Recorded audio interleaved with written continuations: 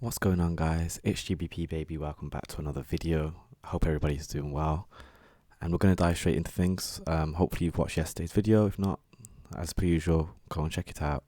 But you can see that today we've had a nice move to the downside, just as anticipated. You can see that we actually opened below the Sunday opening price, which is what I was targeting in yesterday's video. So it's nice to see us below that. It then returns to it to use it as resistance during the New York session.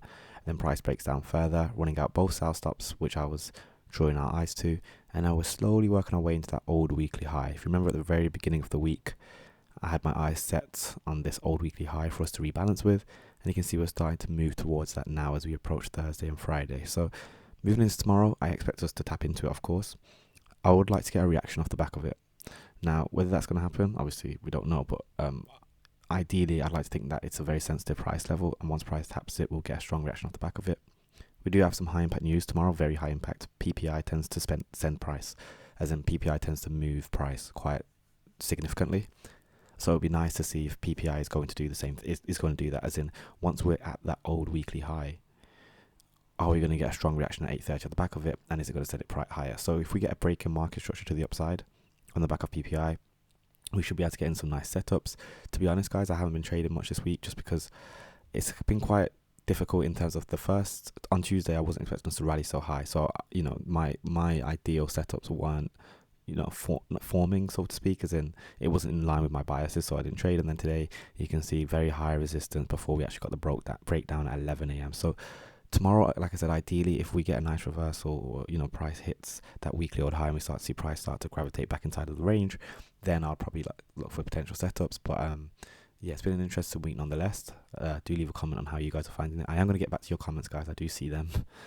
I'm terrible at replying to them, so apologies. But nonetheless, you can see very big down day on the daily, which is quite interesting actually looking at it from this point of view. Old weekly high, like I said, I'm expecting to tap into that. And we do have a volume imbalance just below it, so there's reason as to why price may want to tap into that. It's just that I don't want to spend too much time down there now. I might be being a bit ambitious for it not to roll over and run deeper, maybe tap into this bullish order block, and if that's the case, so be it, because I doubt it's going to just tap the high off it and bounce off it. It's going to want to maybe tap down there for a bit, accumulate stops or whatever, and then I'd want to see us bounce off it. But yeah, quite interesting. It depends where we are at 8:30. If we get to 8:30 and we still haven't touched that old weekly high, I'll target it. If we get to 8:30 and we've already touched that weekly high, I'll have to be in a bit more consideration.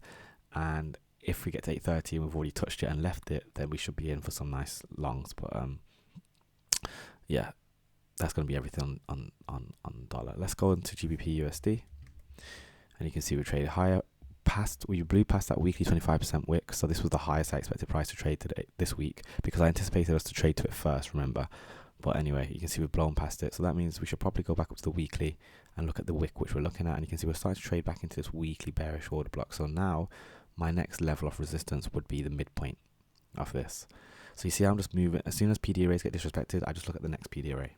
Significant. So this is a weekly PD array, so it should be quite strong. And I'll show you what I'm looking at specifically. I'm looking at the midpoint of the volume, because that's what we call mean threshold. And I'm happy for price to rally up to that if it needs to do so. So let's go down to the daily. And then, to be honest, looking at how bullish Wednesday was, it's probably likely we are going to start stretching into there. And to be honest, looking at dollar and how bearish the daily is, that the idea of us bouncing off that weekly high is probably quite unlikely. And now, if anything, I want to pay attention to this fair value gap. So let me just mark out a few things. Let's clear the charts.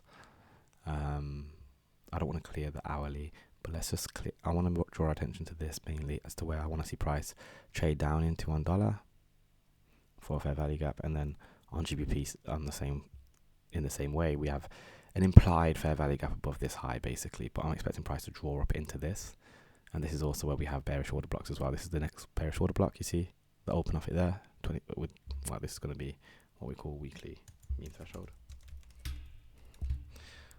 So basically, I'm expecting that like a magnet to draw price into there.